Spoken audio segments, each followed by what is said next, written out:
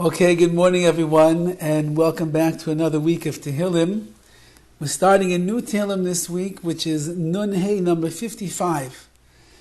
And as we mentioned much earlier on in our learning of Tehillim, that Dovid HaMelech's words of psalms, of Tehillim, of praise, of song, of him working out his struggles and the challenges that he went through in his life, they tend to speak to the neshama of every single one of Klal Yisrael. We pointed out from the Sar HaKadoshim, from the more mystical sources, that in fact when Dovid went through his struggles in life, it wasn't just his own nisyonos, his own challenges, it wasn't just his own pain, it wasn't his own hardships and situations that he found himself in, but rather Dovid HaMelech was suffering all of the suffering of every single Jew that they would suffer in the history of our nation. Which means that when you open up Sefer Tehillim and you start reading some of the words and you're asking yourself, how did he know what I'm going through? The answer is because he went through what you eventually would go through. He felt your inner pain. He knew your struggles. He understood what you're dealing with. And when he writes his prophetic or Ruach HaKodesh words, they are words that transcend all of the generations. And although they were written thousands of years ago, even today you can open up a Sefer Tehillim and the words connect deeply into your neshama. I was thinking as I was preparing the shir today that perhaps Tehillim number 55 is maybe the biggest proof to all of this. And it's the words of Dovid HaMelech in his honesty and his truth of what he's about to say today is one of the reasons that each and every one of us can connect to his words. It's not just words for himself, but it's really a message, l'doros, for all the generations. And there are ideas and there are concepts that we will learn in this Tehillim. I don't think that we'll finish it all today, maybe take another class. But the idea that we're going to begin to describe over here is something that is such humble honesty of Dovid HaMelech, that he's able to admit to his struggles, his inner world, and his struggles, as we are going to see, that this is an immediate connection for all of us. So in the introduction to this Tehillim by Rabbi Foyer, he says that these words are unlike anything else that Dovid has said so far, because when he recounts all of the suffering that he went through, all of the adversaries and all the enemies that rose up against him, these were people that were real enemies of Dovid HaMelech. They had a hatred for him. They were trying to usurp him, to undermine him and his kingdom. And they were looking to destroy Dovid HaMelech from the very beginning. There never was an instance, whether it was Shaul HaMelech or Doega, Doimi, whether it was like in the previous Tehillim, the Ziphites that we had, everyone from the very beginning had it out for Dovid HaMelech. And it caused him grief, and it caused him a lot of pain. And it was not easy for Dovid to go from place to place, running from here to there, to be able to try to accomplish the best that he could, living his life as the king and the ruler of Klal Yisrael, learning his Torah, being involved in everything that he was. However, in this particular Tehillim, things take a turn for the worse, and everything changes at this point. And the change is like this.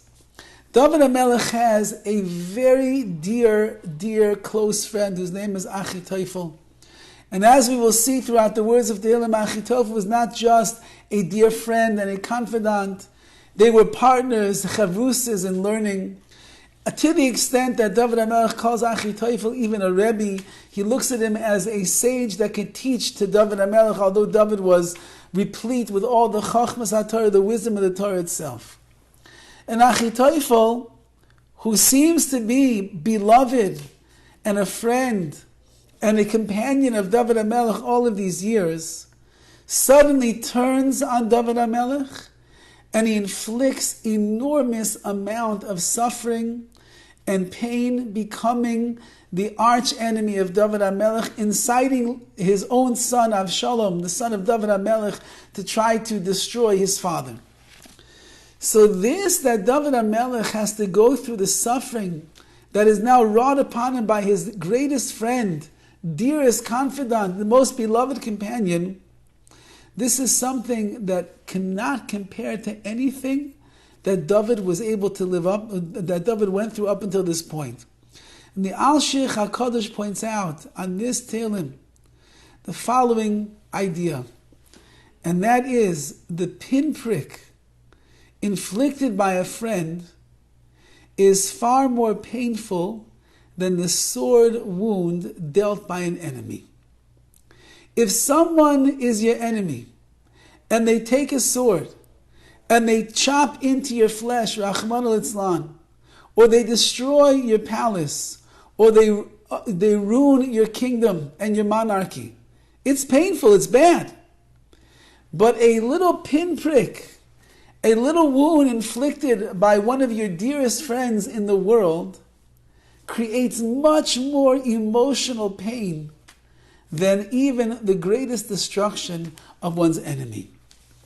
And Achitophel, who was so close to David, and David was so close to him, and as we will see throughout this Tehillim, how he speaks about him, how he explains what their relationship was like before this terrible downfall, so that the fact that he could turn on his friend like that, and he could do what he does and come and try to destroy the Malchus, Beis David, the kingdom of David HaMelech, this was the most painful experience that David HaMelech had gone through up until this point. And I guess as a side note, we have to understand as well that, of course, as spouses, as parents, as grandparents, maybe as employers, those that have workers working for them, teachers, you have to understand that the closer you are to a person, even the smaller little thing that you do that could be a criticism, that could end up hurting them, that could put them down, that could make them feel that you are looking down on them, even the pinprick, the smallest little thing, is more devastating than if somebody from outside the family, outside the classroom, outside the shul, outside the business, somebody else who's farther removed, could do much worse, but it's not going to cause that emotional anguish and that emotional pain that the lashes of a parent or the lashes of a spouse or the criticism of a teacher or the musar, even if it's coming from a good place but it's given over in the wrong way from the Rav or the Rabbi, is going to be a lesion in the heart of that person. And therefore David HaMelech is telling us over here, as we're going to see in this Tehillim, that he went through Gehenna, he went through misery as a result of what Achitophel did for him. And that's what we see over here, that this came later on in the life of David HaMelech, that Achitophel, who was the wisest sage of the time, perhaps next to David, he was a brilliant strategist, he was an unerring statesman, and he skillfully had guided the fortunes of David's monarchy throughout the most crucial period of his reign. And David has that security, has all that feeling. Suddenly, he turns his back on David HaMelech. Not just turns his back and turns around and is not there for him. He turns his whole life around and wants to now destroy David HaMelech. And as Rafoya writes over here, that they had a very strong bond of friendship. And it wasn't only forged by the political considerations that Achitophel helped to advise him in the kingdom, but it was also a deeply spiritual communion between the two of them. Because David and Achitophel, as we'll see later on, they studied the word of Elohim, God's Torah, His holy words, they studied together.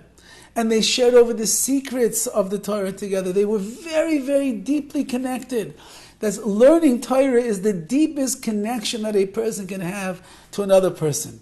When you're pondering the depths of HaKadosh Baruch Hu's wisdom, when you're getting into the secrets of the universe, when you're beginning to open your mind and see why it is that we came to this world and what HaKadosh Baruch Hu wants from us, when you're learning that with somebody else, so your neshamas are connecting in a very deep way. Dovid and Achitophel, they were deeply rooted and connected with each other. And imagine, says Rav Foyer, imagine how utterly bereft David HaMelech felt when Achitophel abruptly ruins this remarkable relationship by inciting David's son Avshalom to launch an assassination plot against his very own father. Just stop for a moment and understand your best friend in the world, your most beloved companion, the person, again, this is later in David HaMelech's life, that means that they've been together for probably decades. And it's always been mutual respect, admiring one another, giving each other the proper cover that is necessary, appreciating their strengths, and being able to be there for each other. The learning of the deepest secrets of the Torah, helping to run the country. There was so much ava, there was so much love and so much connection that was there. Imagine you have a friend like this who suddenly, not just they stop being your friend, but they turn on you in such an abrupt, rapid turn of events that they decide now that they're going to be the ones that are responsible for bringing you down and destroying you. Imagine the emotional anguish and the emotional pain. Now, David HaMelech is the king of Klal Yisrael. David HaMelech is the Chacham, the main sage of the generation. David HaMelech is the loftiest spiritual giant of the times.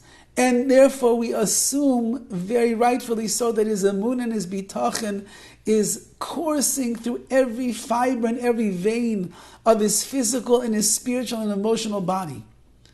And therefore, if David ends up going through hard times, and he goes through challenges and difficulties, we're going to have to assume that David HaMelech was already one step ahead of the game. He was able to deal with anything that Hashem threw his way.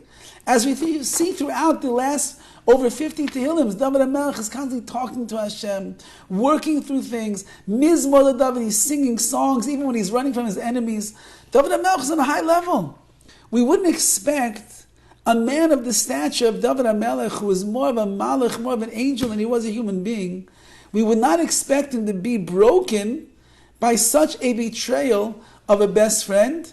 He would automatically say, Kol Diavad Rachman L'Tav Avid, whatever Hashem does, it's all for the good. Gamzu L'Taiva, this is also for the good. I know that HaKadosh Baruch Hu pushes me in his yoyness, he pushes me through challenges because I need them to become a better person. I will get through this as well, like I got through everything else. You don't expect David HaMelech to become despondent, to become, I don't even want to use the word depressed, but to become broken and sad. And yet, as we're going to see in this Tehillim over here, David HaMelech, and that's why Tehillim is so real to each and every one of us. He's a real person, and he has real emotions, and he is affected deeply by the things that people do to him, especially when it is someone by the name of Achitophel, who is his closest confidant in the world, like a brother, beloved companion, with a deep, deep connection between their neshamas. David HaMelech is not destroyed, but David HaMelech is so pained and in so much anguish and so much hurt as a result of this. And therefore David HaMelech begins to realize, as he starts thinking about the friendship with Achitophel, who he thought really all this time was genuinely his friend, who loved him and cared about him and wanted only the best for him, he suddenly realizes that all of this, all these years, these decades as friends, Achitophel was never in it with altruism. He was never in it with his best feelings and his most sincere wants and desires to be the best friend of David HaMelech. Rather, it must be that everything was really motivated by jealousy, by passion, because he himself wanted to ascend the throne and get rid of David HaMelech.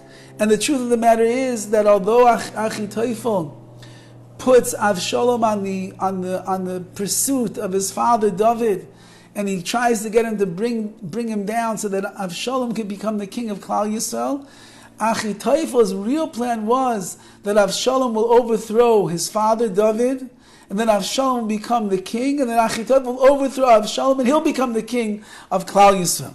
So all of his motivations, says David HaMelech, I realized from the very beginning, I thought he was my friend, I thought he loved me and he cared about me. I realized it was all for naught, because he really selfishly and jealously motivated for his own self-being. So now, as Rav Foyer puts it like this, distraught and disillusioned. David HaMelech is distraught? David HaMelech is disillusioned? The answer is yes. David HaMelech is a human being. He's a real person. These are of massive proportions. It's not like when you have a friend and your friend does something and it upsets you. Maybe they say a little bit of lashon hara. Maybe they didn't smile at you today when you walked in the room, and it hurts us emotionally. This is of the proportions of a David HaMelech and Achitophel and David. They were chavrusas. They were best friends. They ran the country together. They had plans and dreams of all the Torah they're going to learn. On those high levels of being together as one, the fact that Achitophel could turn himself on David, it was devastating. He sinks into despair. David HaMelech. David HaMelech. The man has always got to be happy. He's the one who writes. He's the one who writes that Torah is what gladdens a person's heart. He's the one who speaks about going through the challenges of life and becoming a greater person as a result, recognizing how Hashem only afflicts those that He loves so much. That's David HaMelech. And yet, as we'll see in the words of this Tehillim, he was human, and he despaired, and he became despondent and disillusioned, and he wanted to run away. As we'll see, he wanted to run away from the society altogether and just leave all the troubles and leave all the problems and leave all the chaos behind and fly away like a bird into the desert by himself and heal himself, convalesce himself, nurse himself back to health. We didn't have to worry about all of this pain that he was being caused. However, as we're going to see, that David HaMelech, he worked it through, and he saw what was going on, and he realized he can't run away from his problems. And he can't run away from Klal Yisrael, because Klal Yisrael, more than anyone, needs him, and he's got to be strong, and he's got to be confident, he has to be sure of himself and what he is doing. And yes, he will have to deal with treacherous people like Achitophel, and he'll have to deal with a son of wicked proportions like Avshalom, his own son. However, he will never, even if the faithful friendship that he has with such a man like Achitophel is going to be robbed and taken away from him, his relationship with HaKadosh Baruch Hu, that will not be taken away. And this perhaps is one of the greatest lessons that David HaMelech teaches to all of us, as everybody has struggles in this world. Everybody has people that will let them down. Everybody has situations which will cause and create pain inside of their heart when you think about that person, you look at that person, you bump into that person, you see them. David HaMelech is saying over here, it's not about them. They are going to do what they are going to do. Everybody has bechir, everybody has free will. They can choose to treat me however they want to treat me. They can choose to live their life however they want to live their life. That's not my life. That is their life. That is their decisions. That is the way in which they decide to maneuver through the challenges of their personal endeavors in this world. What's my job, says David HaMelech? My job is to make sure that the kesher nafshi, that the tremendous connection between my neshama and the Ribono Shel Olam, that itself is not damaged. That although I will go through pain and suffering and I will have hardships in life, and HaKadosh Baruch Hu might bear down with all of the nisyonos, the suffering that I must go through, but it will not take away for a minute from the bond that I have with my emunah, my bitachon, and the Ribono Shel Olam. And when a person keeps that in mind, that every single nisayon that Hashem sends our way is for us to keep realizing, just overcome it and you'll get closer to Hashem. Don't let it affect you so deeply. Don't let the emotions take you over and take you out of your mind for the day, for the week, for the month, for the year. Don't let that happen. That's somebody else's bechir, that's somebody else's choices, that's what somebody else to do. But don't forget, you have the Rebbeinu Shalom. And HaKadosh Baruch Hu is on your side. And HaKadosh Baruch Hu only wants what's best for you. And if Hashem didn't want Achitophel to turn on Dovid HaMelech and create mutiny on the bounty and try to get him killed by his own son, it never would have happened. And therefore, although they caused me pain, although they caused me to be despondent and despair, that's not what HaKadosh Baruch Hu wants from me. HaKadosh Baruch Hu wants that I never let go of the connection that I have together with Hashem.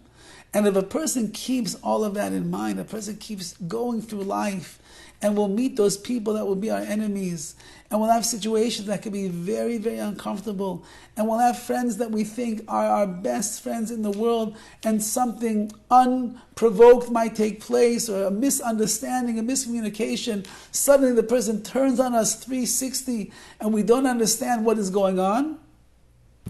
Says Dovid HaMelech, I went through it also. And I went through it on colossal proportions, much more than what any of us are going to go through. We're talking about leadership, we're talking about running Klal Yisrael, we're talking about deepest secrets of the Torah, we're talking about a friendship that was what he thought in his mind was the deepest connection that any two people could possibly have in this world. Says David, I went through it. I know how I felt. I know how devastating it was, but you know what I learned? It's not about that. You have to pick yourself up and go beyond yourself. You have to let go of the emotional world that you are in and rise up to the challenge to realize this is all about me and HaKadosh Baruch Hu.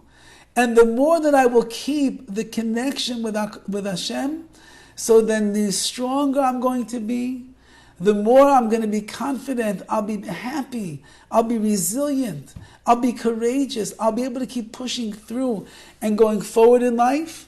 And then whatever it is that I'm dealing with down here in this world, it'll just be the springboard to bring me closer to the Rebbeinu Shalom and not to put me into a state of despair, of sadness, or despondency, Rahman al-Islam. So these are the opening remarks in this Tehillim over here, which, as I said in the beginning, I believe makes Tehillim so real. Because we all have days that we are down. And we all have days that we are despondent. And we all have days and periods in our life where we are misyayish, we begin to give up hope that things are going to get better. And we all have situations in life where we cannot handle what people are doing to us and how they're behaving and the kind of people that they become or are acting like. And Dovid says, learn from me. Learn from me that although it will hurt and although it will cause pain and although sometimes the reverberations will be very hard to overlook, you can get through it as well. And when your outlook on life becomes, what is my relationship with HaKadosh Baruch Hu going to do to be able to help me get through that which I'm enduring right now? Then you'll rise above, you'll transcend the emotional world of the perilous emotional world that a person finds himself in down here, and they'll rise up to a new level altogether. Says Tehillim, number 55, Nun Hey, Pasuk Aleph, number 1.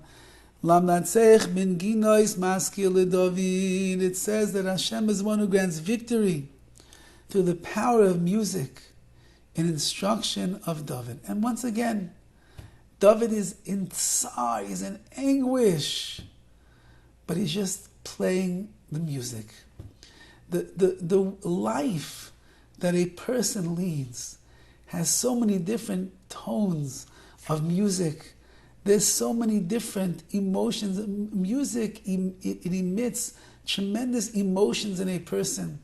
That's the power of Hollywood, the power of the movies, that they know exactly when to put in that emotional music that gets your heart racing faster, that gets your emotions high sensory, that gets the goosebumps going in you when you're watching the scenery and you're seeing things going on in front of the images unfolding, the storyline unfolding, the ideas, when the music is all there. Says Dovid, there is a life. The life that we lead has so many different tones and so many different musics and so many different accents that are there. In every single situation that a person will find themselves in, they have to make sure that the music continues. And he writes over here the following, and that is that when Dovid HaMelech began thinking to himself what Achitophel did to him, he thought that his most intimate companion, whom he even venerated as his Rabbi, as a teacher, suddenly becomes his most implacable foe. It crushed Dovid HaMelech and awakened within him those doleful thoughts and emotions that form the theme of this entire Tehillim. So David allowed himself the human experience. He allowed himself to be brought down by what was the pain that he was going in. But as we're going to see, he rose up at the end. Number 2, Azinu Elokim tefillah Hashem. Hear, please hear my tefillah, my prayer. V'atis Allah min chinasi, and do not remove yourself, do not hide yourself from my techina, from my supplication. Says Rav Hirsch on these words, he says, please be near me as I'm striving for clarity of thought in my sad state, and do not remove yourself from my struggle to become worthy of your favor. Tefillah is a word that signifies the search for clarity of judgment. We spoke about many times over the years that tefillah is in the language of the hispalel. Hispalel is like when a person looks inside of themselves, inside of the words of the davening, inside of reality, in order to find the clarity of life, of what the truth really is. And Dovid HaMelech is saying, I'm davening right now. I'm davening for clarity, which itself is a beacon of hope, says Dovid HaMelech, that no matter what is going on in your life, even if your best friend in the history of the world for decades turns his back on you and turns against you and rebels against you completely, through the power of tefillah, through the power of prayer, a person will be able to find the emes, they will be able to find the truth and the clarity to be able to deal with the situation. Which means, if we are going through hardships and we are going through challenges in life, and let's say it's like Dovid HaMelech over here, let's say that it's people that are causing us the pain in life that we are going through. So again, HaKadosh Baruch Hu would never ever let something happen if it wasn't meant to happen in your life. So why don't we be mispalel, daven to Hashem, and ask Him to clarify for us, what in the world are you doing, Ribono Shel Olam? What in the world? My wife told me yesterday that the Rebbe and Arieli spoke to the women by Shalashudis, and she said a beautiful vort on the word lama. Lama is why. And she said over the following: in the Goyish world, in the world at large, when something happens that they don't like, that they're not so excited about, what do they say? They ask, Lama, why HaKadosh? Why? Why is this happening? Why is this happening? That's what a little kid asks. Why? Why? So adults also, when they find themselves in a situation that is uncomfortable, when things are not going their way, what do they ask? Lama, why? Why is it happening?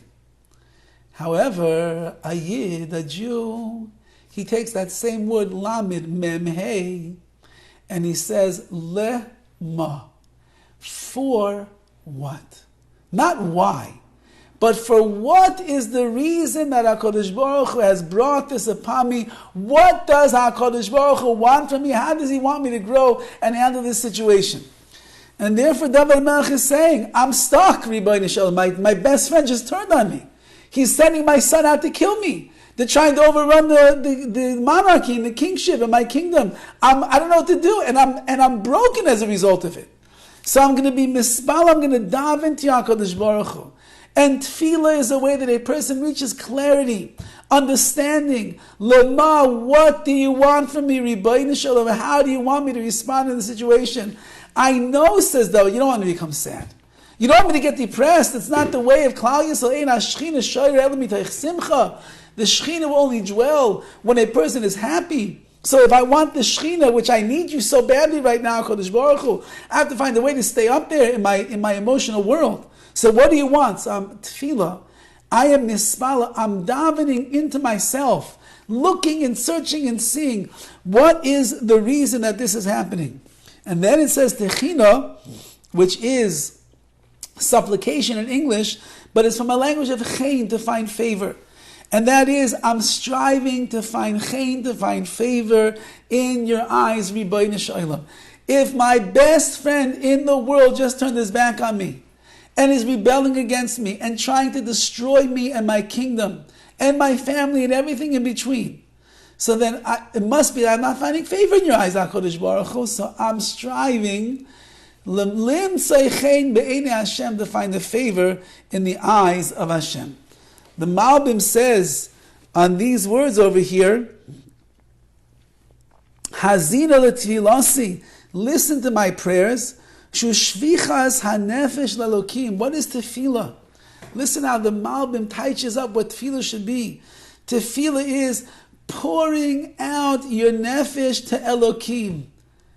Pouring out. Dovid HaMelech was trapped in such a bad spot, such a hard spot in his life. He needed HaKadosh Baruch Hu's help and salvation. He needs connection. How does he do it? Shvichas hanefesh lelokim. He poured out his soul to the Ribbono Shel Olam. You need something? You're having a rough time. You're having a hard day, a hard week, a hard year, a hard life. Shvichas nefesh le'elokim. Just pour out your soul to HaKadosh Baruch Hu. Shivchi kamayim libeich. Pour out my heart like water before the Ribbono. Just pour and pour and pour more and more and more to Hashem. Vatechina, what are the supplications? Hibakashes yesed tzrachav. When a person is requesting from HaKadosh Baruch Hu even more than his needs. Meaning, basic, that's taken care of, says Dovid HaMelech. I need more right now, HaKadosh Baruch Hu. I need your help to get me out of the situation that I'm in right now. Says the next verse, Hakshivali, listen carefully to me. V'aneni, and answer me. Orid b'sichi v'ahima, I'm sinking low in my meditation, and my agitation is growing within me. Says Rav Hirsch the following words: all of my prayers and my meditations do not raise me up again. He's so honest. A person is broken, and they dive into the Ribbono Shel Olam. And we're saying over here, if you dive in and you pour out your heart, HaKadosh Baruch Hu is going to listen to you and make you, and He's going to take care of you. Dovid HaMelech says, I'm trying it, Hashem. I'm pouring out my heart. I'm divesting myself of all my emotions. I'm trying, Hashem. And yet, it doesn't raise me up to the place I want to be. Because the word over here, vahima, agitation, it means I have an agitated spirit. And instead of being able to rise up and find the peace that I'm looking for, I sink low and my agitation increases. This is Dovid HaMelech. This is the king of Klal Yisrael. This is the master of Tehillim. There's the master of Amunah, the Baal Bitachon par excellence. There's a person who was able to go through every single struggle in his life and run away singing praise to HaKadosh Baruch Hu. And he's telling HaKadosh Baruch Hu, I'm trying to get myself through this one, but it's so brutally painful. I never experienced emotional pain like this in my entire life. And therefore, HaKadosh Baruch Hu, do me a taiva. Help me get through this. I'm pouring out my heart. I'm davening the best that I can. And still, I find myself being agitated beyond belief. And I don't know what to do. And that's why we connect to Tehillim. Because we can all relate. We can all relate to those times in our life where it was really difficult and we didn't know where our salvation is going to come from, and we weren't sure what exactly is going to be, and we were hard pressed into a situation, and we davened HaKadosh Baruch Hu, and still yet we did not see HaKadosh Baruch Hu's grace, His compassion, His mercy. We didn't see how He turned everything around the way that we thought that He's going to. And this we learned from Dovid HaMelech. Nevertheless, although that it's hard, I'll continue to pour out my heart and my soul to you, Ribbono Shel Olam, and you are going to help me overcome this agitation that is inside of me. Says the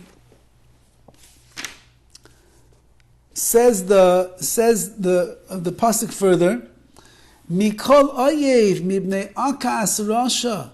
There's a raging foe, and there is an oppression of lawlessness. Ki yamitu alai avenu ba'av yistamuni. They charge me with things that I did not do. This is the story of Dovid HaMelech's life.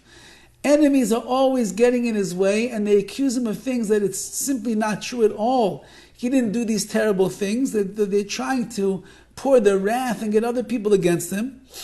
And he says, "Uba'av yistamuni," with an outward show of anger, they hate me bitterly in their inwards. The fact that they could say what they're doing, the fact that Achitophel could come along and say what he says and turn my own son against me, that itself is the raya, is the proof that he really inwardly hates me very much.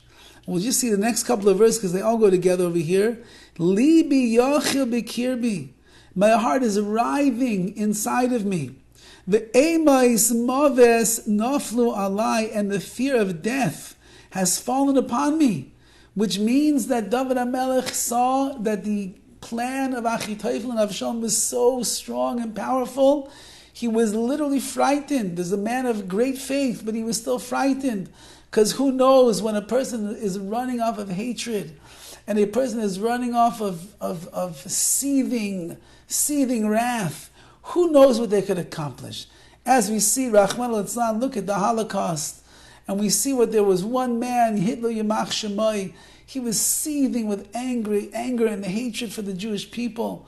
And he did things that nobody in a billion years would ever imagine, that a low-life bum from the bar who got thrown into prison, and he sat there in the prison and he wrote his book, Mein Kampf, his whole, the way in which he hated and despised Klal Yisrael and looked at them as the scum of the earth, that this man was able to rise up from the prison cells and convince an entire nation, people of wisdom, of culture, of art, of science, doctors and lawyers and the like, convince an entire nation that the mission of the Aryan race was to destroy and wipe out every last Jew in the entire world.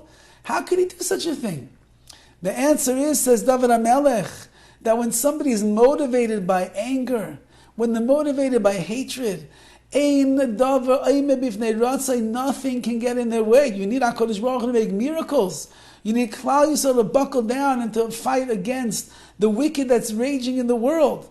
But if they don't, so then the wicked man and all of his schemes and all of his plans, unfortunately, they can do terrible things. So Dovid HaMelech is not a not believer in Hashem. Of course he believes in Hashem. But he also knows the powers of those that are the enemies of the Jewish people, what they could accomplish throughout all of history. We see that it's impossible to believe that the enemies were able to do all the destruction they did. But when their anger is motivating them and their hatred is spewing forth, they are capable of doing, Rahman al-Zan, what is in their arsenal of plans that they want to do. And then this verse 6, Yira v'ra'ad, fear and trembling. Yavai bi, have overcome me, v'tachaseni palatzos, as horror is overcoming me as well. So Rav Hirsch writes over here the following idea, and that is that in order for Achitophel, for Avshalom, for all of his men to be able to justify the rebellion against me, remember, they're best friends. No best friend decides to rebel against his friend like that. No teacher, no Rabbi, no Chavrusa, where they shared the secrets and the sweetness of Torah, could go and become a rebel rouser against a man like Dovid HaMelech, unless they could justify why they're doing what they're doing. And therefore, in order to justify themselves, they start charging with crimes, which Dovid says, I'm innocent. I didn't do any of these things that they're saying. I wasn't lawless. I wasn't disrespectful. I wasn't not care. I didn't do any of what they're saying over here. But they're doing it in order to justify themselves, so that when the world becomes that you fought against Dovid HaMelech, Avshalom, you went to kill your own father? Achitophel, weren't you David's best friend all these years? What suddenly happened to you that you turned on him like a wild animal? What happened to you? He said, you think I have a choice? Dovid HaMelech ended up doing such terrible crimes. He's a guilty man, guilty as charged. To such a person, I have no allegiance anymore. So it says David, to justify themselves, they come up with all these crimes, charging me of, and I'm really innocent. Uba'af istamuni, they insist that their wrath is directed against the crimes which they accuse. That's what they claim. It's, David HaMelech, no, we love you. You're a really great person. We care about you. It's not you. It's the things that you did. And on that we believe in honesty and justice in this world. HaKadosh Baruch Hu is Kel Melech Mishpat. He's the God of justice. We have to keep the justice of this world. So we have to fight against the crimes that you have done. Says David, however, the truth of the matter is that they begin showing their anger. And it's an expression of the bitter hatred that they bear in their hearts towards me. And that's what it means over here, this word of sitem, like it says in the verse. What is that word coming to teach me? That word is coming to teach me that sasam, they're carrying hatred hidden within their hearts. And David HaMelech says over here that the only reason that they're rising up against me, don't listen to a word that they say. It's all because deep down in their hearts, deep down in their hearts, there's really a hatred. But they say things to justify. And this is something that we will find in life as well. People that become our enemies, if there are such things, or people that hurt us, or people that claim that they're acting for the sake of God.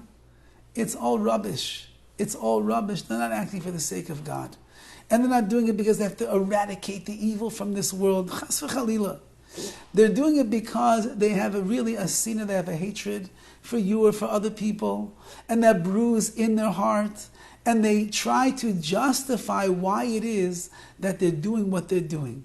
How could I live with myself if I'm doing things against you because I'm motivated solely by the sinas chin that I have boiling inside of my heart? How could I do such a thing? So what do? I've come up with justifications. I come up with excuses of why I do what I do so that I don't have to feel any guilt, any remorse, anything that I've done wrong when I'm dealing with you. Then the pasuk says over here, says over the following, when in Zion number 7, if only they would give me wings like a dove, I would then fly and I would find a place of rest. And 8, then I would wander far off. Olin bamidbar sela, I will dwell in the midbar forever, in the wilderness. And number 9, achisha miflatli, I'll quickly devise some kind of deliverance for myself. Meruach saya misa'ar, from the stormy winds that are drawing the tempest storm around me. Now David HaMelech says the following thing, and that is, I wish that I could just escape all of this. I wish I had wings and I could fly away. I once heard from Rav Nachman Bullman, who was one of the Gedolei American Rabbanim in Eretz Yisrael. He said over that he always wanted to be a taxi driver. He said, why? Because a taxi driver has a great job. Guy gets in the back seat, and they start telling you their woes and all their difficulties. And then you drop them off at the destination, they're gone. You don't have to deal with it anymore. So he said, that would be the advantage of a taxi driver. But when you're a Rav and you're a person that's taking care of Klal Yisrael, so the problems never leave. People are coming all day long. They're coming with their issues and their problems and the like, and you have to take care of them. And it could weigh down on a person tremendously. David HaMelech is saying over here that it's so hard what I'm dealing with, and these people are so ruthless and insidious of what they've done. If I had wings, I'd find a way to be able just to fly away and go to a safer place. I could live in isolation. I wouldn't have to be around other human beings. And in there, I would find the shalom, I would find the peace that I'm looking for. And I would save myself quickly, and I would break off all the relations with other men, and I would escape the storm that's drawing pain and angst against me. Says Dovid HaMelech, let's be honest over here. What is the point of sticking around such people that are trying to hurt me and usurp me and pain me? What do I need that for? So it would be easier if I had wings and I could fly away and not have to deal with this at all. But as we're going to see in this Tehillim, Dovid HaMelech, in the end of the day, he doesn't take that approach. And the reason is because you cannot run away from your problems in life. The more that you try to run away and fly away, the more they will somehow just keep coming right in front of your face to see you and to confront you and to remind you that there's a reason that you're going through what you are going through. If we believe in HaKadosh Baruch Hu that every nisayon that He puts us through is for our benefit, to help us become a better person, to help us grow and to get closer to Hashem. If we believe that nothing in this world would ever happen unless HaKadosh Baruch Hu willed that it should take place. So if I'm struggling right now and there's people that are against me and I'm going through hard times, it's because Hashem wants it, because He knows that is the way that I'm going to grow the best possible way. So then I have to realize that putting on my wings and flying away from the situation at hand is the total cop-out of the Ribono Shel Olam. Because HaKadosh Baruch Hu would not have given this to me unless He realizes that I'm the one that is able to handle the situation at hand. And therefore, I'm obligated to buckle down, to find a way to deal with the nisayon, the challenge of life that Hashem is putting out in front of me, and then be able to become the rectified being that HaKadosh Baruch Hu wants me to be. And however, he says, if only I had wings, I'd be able to fly. But at the end of the day, as we're going to see, He never takes hold of those wings. He never tries to fly away. And the reason is because there's nothing to run away from, because these troubles, these issues, these difficulties, they are the thing itself.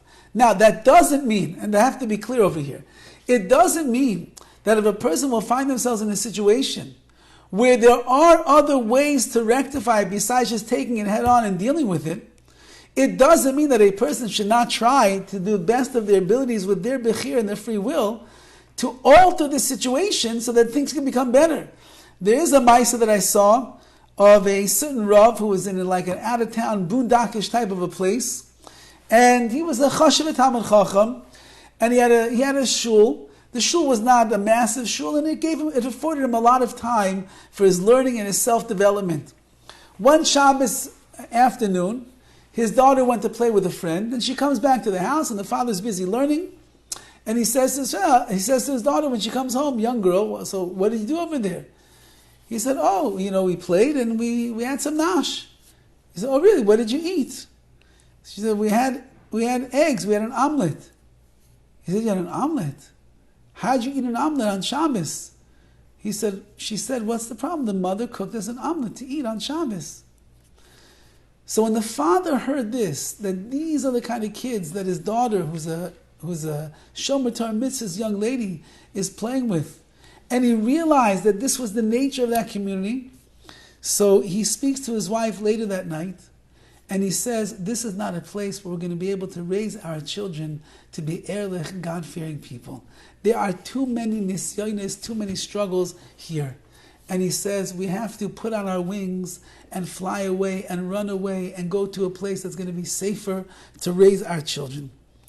And sure enough, the next day as the kids were in school, the mother and the father packed all of their bags, packed up all the house, they loaded up the car or loaded up a truck, and when the kids came home from school, they said to them, we are, for your sake and for your benefit, for your ruchnius, for your kedusha, we're moving. And they moved to Williamsburg, and the father didn't have parnasa for quite some time. It was very hard for him to find a job. And they lived with real mesiras nefesh. They really, really struggled. But the father and the mother were able to create the environment in the house that they wanted for their children. The children went on to become tzaddikim and very, very special people in Klal Yisrael. So although David's saying over here, he's saying, I want to fly away, but I can't. In Dovid's situation, which again will be like many of us, we will find our situations in life where you cannot get out of there. It is what it is, and the situation is not going to change. And therefore it says, don't keep thinking, well, if I would be someplace else, if I'll be somewhere else, if I have be around some other people, don't think that that's going to make it better, because Hashem put you here, and He put these people in your life, and He made this situation go down the way that it went down, because He wants for you to be able to find your own wings and be able to fly through the tempest storms of life and be someone that is going to be matzachen. You'll find the favor in the eyes of HaKadosh Baruch Hu, because you buckled down, you accepted the challenge that Hashem has given you, and you found a way to overcome. And that's what we're going to see in this Tehillim over here that Dovid HaMelech is going to say. And that is, as difficult and painful and as hard as it is, and as despondent and despairful as I become as a result of my great friend Achitophel turning his back on me, not just turning his back, but wanting to kill me and destroy me and get me out of the picture, I will not run away. I will not shirk my responsibilities. I will not try to avoid the lessons and the message that HaKadosh Baruch Hu is trying to teach me. Rather, I will embrace, I will accept, I will try my best to remove my inner world of emotions from the situation at hand, and I will keep myself deeply connected to the Ribbono Shel Olam. Because as I keep myself connected to the Ribbono Shel Olam, that will help me transcend and override all of the things that are going on in my life, so that it's all about me and you, HaKadosh Baruch Hu. It's not about what the people down here in this world are trying to do to me. And the moment that a person gives in to the people around him, he gives into the situation, and he despairs of what's going on, we lose the kesher nafshi, the eternal connection with HaKadosh Baruch Hu. However, when a person understands that the Ribbono Shel Olam is the one who put this whole situation into play, and he wants me to become greater as a result of it, then the connection, the bond between you and Hashem grows deeper and deeper and deeper, and Hashem gives you the wings that you are looking for, and you don't have to fly into the desert. You don't have to fly into a wilderness far away from everybody else. On the other hand, you're able to soar in the situation that you are in. We should be Zaychim, Yetz Hashem. We're stopping over here today on Pasuk Yud, and that's about halfway through this Tehillim. So, in Yetz Hashem, like I said, next week I'm away on the Mukar HaChaim camping trip. The week after that, I will be in New Jersey. The week after that, Bez Hashem, we will continue, and we'll try to go from there until the end, till the summertime, till somewhere shortly before Tisha B'Av. So please bear with me, and we should be zeicher to find our inner strength to do what HaKadosh Baruch Hu wants us to do in the situation that He tailor makes and puts us in, so that we can become the best that we could become. Thank you. You're welcome. Thank you, Rabbi. You're welcome. Have a good week. Shavuot Tov. All the best. Thank